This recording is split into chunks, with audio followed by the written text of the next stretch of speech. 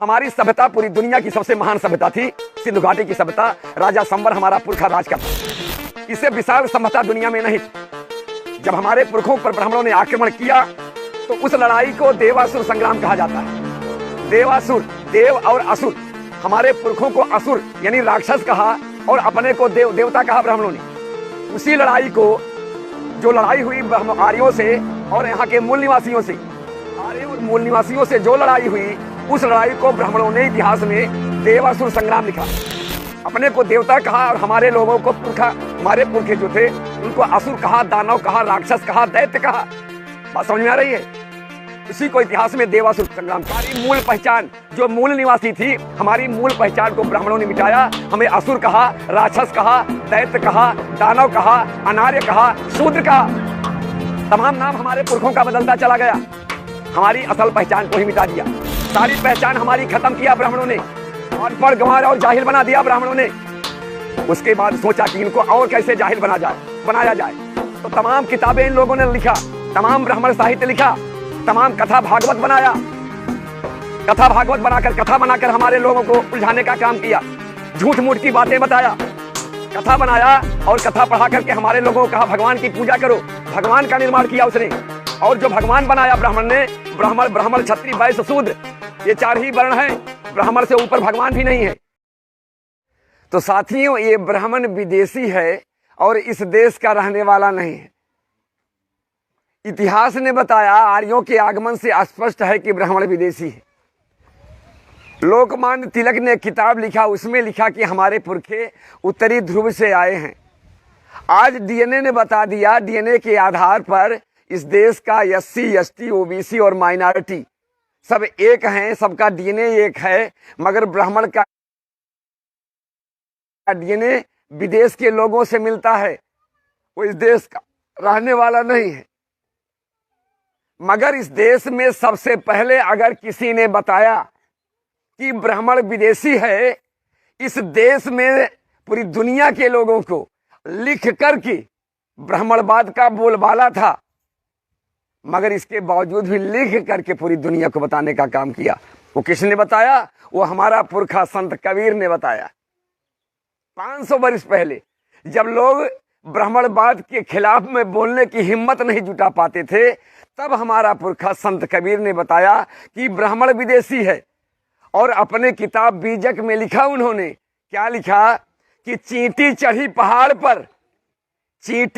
पहाड़ पर 9 मन तेल लगाए और बगल में हाथी दाब के ऊंट रही लटकाए। कबीर ने लिखा। कबीर दास की उल्टी बानी, बरसे कंबल भीगे पानी, है ना लिखा उन्होंने।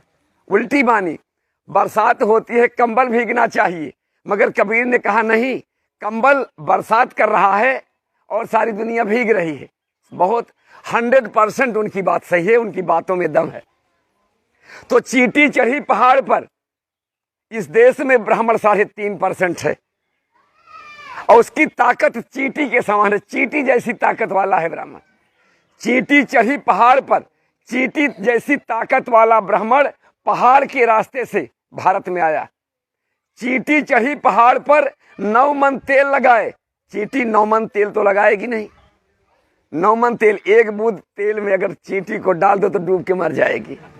मगर 9 मन तेल लगाए, पहाड़ के रास्ते आई, 9 मन तेल लगाए के मतलब ये होता है रथ पर तीर तलवार लेकर के भारत में आए। ये इसका मतलब हुआ। चींटी चढ़ी पहाड़ पर 9 मन तेल लगाए और बगल में हाथी दाब के ऊंट रही लटकाए। बगल में हाथी जैसी ताकत वाला 52% बगल बैकवर्ड को बगल में दबा के रखा है और ऊंट जैसी ताकत वाला हमारा अनुसूचित जात और आदिवासी जो 22.5% हैं, उनको लटका के चल रहा है। यह है ब्राह्मण की ताकत। ऐसा देख रहे हैं कि नहीं देख रहे हैं? बात समझ में आ रही है? जो ब्राह्मण विदेशी पहाड़ के रास्ते से भारत में आया, तीर तलवार लेके आया। तीर तलवार लेके इसलिए आया कि पूरी दुनिया के अंदर सबसे पहले लोहे का ज्ञान केवल ब्राह्मणों आर्यों को हुआ था। रथ से चढ़ के आए थे, घोड़े से चढ़ के आए थे। जब चढ़ के आए तो हमारी सभ्यता पूरी दुनिया की सबसे महान सभ्यता थी। सिंधु घाटी की सभ्यता राजा संबर हमारा पुरखा राज करता था। इससे विशाल सभ्यता दुनिया में नहीं थी। जब हमारे पुरखों पर ब्राह्मणों ने आक्रमण किया तो उस लड़ाई को देवासुर संग्राम कहा जाता है। देवासुर, देव और असुर, हमारे पुरखों को असुर यानी राक्षस कहा और अपने को देव, देवता कहा ब्राह्मणों ने। उसी लड़ाई को, जो लड़ाई हुई ब्राह्मण आर्यों से और यहाँ के मूल निवासियों से, आर्यों और मूल निवासियों से जो लड़ाई हुई, उस लड़ाई को ब्राह्मणों ने इतिहास में देवासुर संग्राम लिखा है। अपने को देवता कहा और हमारे लोगों को पुरखा, हमारे पुरखे जो थे उनको असुर कहा, दानव कहा, राक्षस कहा, दैत्य कहा। बात समझ में आ रही है? उसी को इतिहास में देवासुर संग्राम कहा। वो लड़ाई हुई, मगर हर जगह भणवे और दलाल टाइप के लोग हैं। तो हमारे देश में जो कुछ भणवे और दलाल टाइप के लोग थे, उन लोगों ने ब्राह्मणों का साथ सहयोग और समर्थन किया, जिसका नतीजा ये हुआ कि हमारे पुरखे वो लड़ाई हार गए। हार गए। जब वो लड़ाई हार गए तो जाहिर सी बात है, जो लड़ाई को जीतता है वो राजा बनता है और जो हार जाता है वो प्रजा बनता है। प्रजा बनता है ना, यही हुआ। वो राजा बन गए और हमारे पुरखे जो राजा थे, इस देश के मूल निवासी थे, वो प्रजा बन गए। तो कभी भी दुश्मन अपने दुश्मन को महत्व नहीं देता। महत्व नहीं देता कि देता है दुश्मन को महत्व नहीं देता है। तो उन लोगों ने जब जीत गए और राजा बन गए तो उन ब्राह्मणों ने अपनी व्यवस्था बनाई। व्यवस्था क्या बनाई? श्रेष्ठता का सिद्धांत लागू किया देश में। आरएसएस का सिद्धांत, जिसको आप लोग आरएसएस कहते हैं, उसका मतलब होता है रेशियल सुपरमेसी सिस्टम। रेशियल माने होता है वंश या कौम या जाति। सुपरमेसी का मतलब होता है श्रेष्ठ, सुपर उत्कृष्ट, ऊंचा, और सिस्टम का मतलब होता है व्यवस्था। उसने देश चलाने के लिए अपनी व्यवस्था बनाई। क्या व्यवस्था बनाई? श्रेष्ठ जात की व्यवस्था, जो रेशियल सुपरमेसी सिस्टम पर आधारित थी। उसी को आरएसएस कहते हैं। तो जो व्यवस्था का निर्माण किया, श्रेष्ठता के सिद्धांत को बनाया, श्रेष्ठ जात की व्यवस्था, उसका नाम दिया वर्ण व्यवस्था। वर्ण व्यवस्था। और जो वर्ण व्यवस्था ब्राह्मणों ने बनाई, उसे बराबर की व्यवस्था नहीं बनाई। ओ बच्चे शांत रहो। बराबर की व्यवस्था नहीं बनाई, वो गैर बराबरी की निर्माण किया। बराबर की व्यवस्था बनाते, जो वर्ण व्यवस्था बनाई, उसमें पूरे देश के लोगों को 4 भागों में बांट दिया।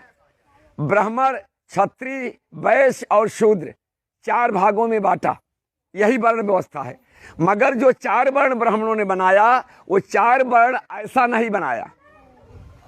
ये चारों उंगलियां बराबर में है ना, ऐसा नहीं बनाया, बल्कि गैर बराबरी की व्यवस्था स्थापित किया। यूं बनाया, ये ब्राह्मण, क्षत्रिय, वैश्य और शूद्र। तो ये ऊपर नीचे का मामला आ गया कि नहीं आ गया? अगर ऐसा बनाए होते तो सारी उंगलियां पैरेलल बराबर में हैं, मगर ऐसा नहीं बनाया, बल्कि ब्राह्मणों ने यूं बनाया व्यवस्था को। सबसे ऊपर ब्राह्मण को रखा, उसके बाद क्षत्रिय को रखा, फिर वैश्य को रखा।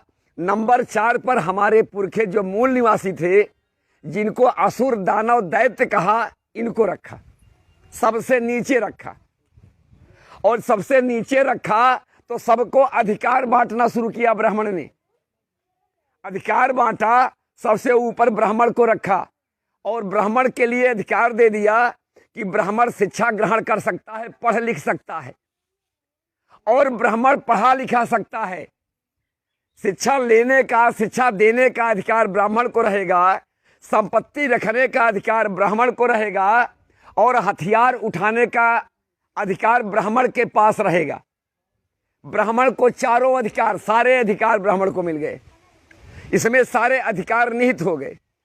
फिर नंबर 2 पे आया, क्षत्रिय को कहा तुम शिक्षा ले सकते हो, संपत्ति रख सकते हो, सुरक्षा भी अपनी कर सकते हो, मगर आप शिक्षा देने का अधिकार क्षत्रिय को नहीं होगा। यानी क्षत्रिय को गुरु बनने का अधिकार नहीं होगा। अगर गुरु बनने का अधिकार किसी को है तो केवल ब्राह्मणों को है। अधिकार, एक अधिकार इसका काट लिया। नंबर 3 पर आया वैश्य को। वैश्य को कहा कि तुम शिक्षा ले सकते हो और संपत्ति रख सकते हो, मगर तुम्हें शिक्षा देने का और हथियार उठाने का अधिकार नहीं रहेगा।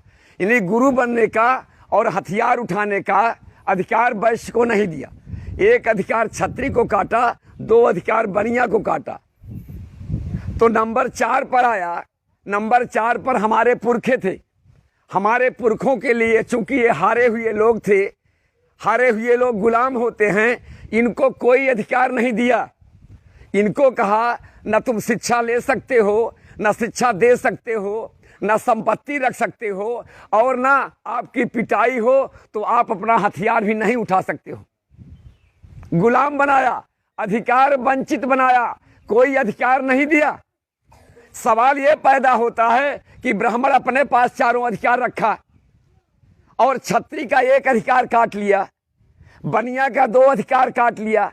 हमारे पुरखों का 3 अधिकार काट लेते, संपत्ति का अधिकार ना देते, सुरक्षा का अधिकार ना देते, शिक्षा देने का अधिकार ना देते, मगर शिक्षा लेने का अधिकार तो देना चाहिए था ना। कम से कम एक अधिकार देते, मगर कोई अधिकार नहीं दिया।